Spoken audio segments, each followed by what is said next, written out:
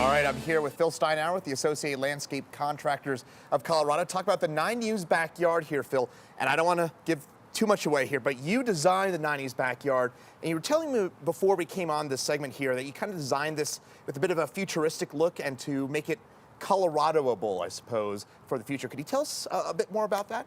Yeah, at the Associated Landscape Contractors, we're really trying to push kind of the movement of sustainable landscapes.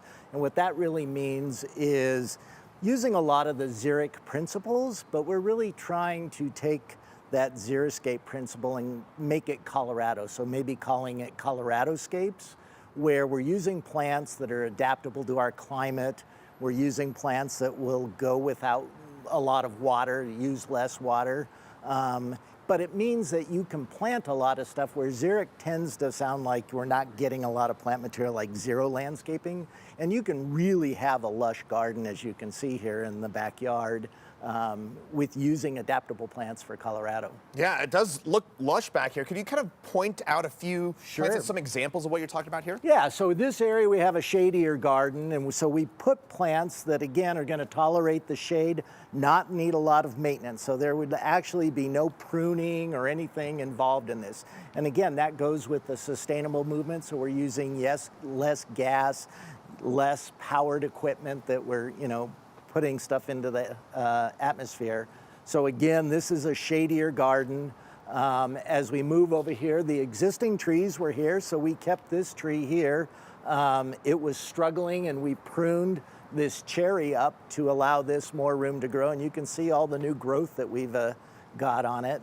And as we get over here, we have kind of the sunnier spot of the garden.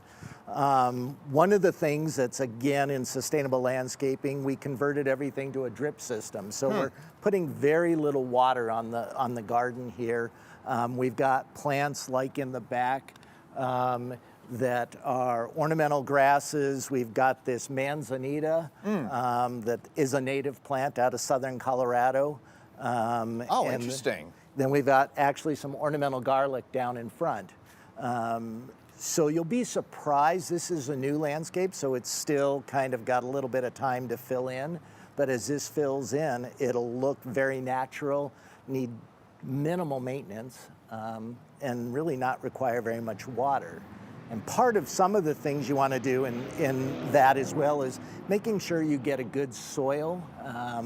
A good base is something to start with, because we have this heavy clay soil, and we want to make sure that we amend it and get something that is going to hold the water.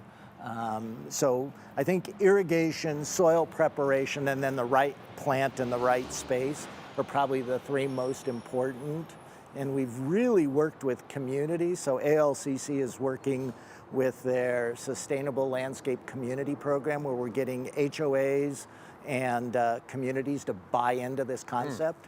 Yeah, that really is fantastic, kind of getting that full community buy-in, so we can, instead of Xeroscaping, maybe Colorado-scaping exactly. A little bit. I think that's what the movement's towards. All right, there it is, that new movement. Phil Steinhauer from the Associated Landscape Contractors of Colorado. Thanks so much for giving us a few minutes of your time and lending us your expertise here. Thank you.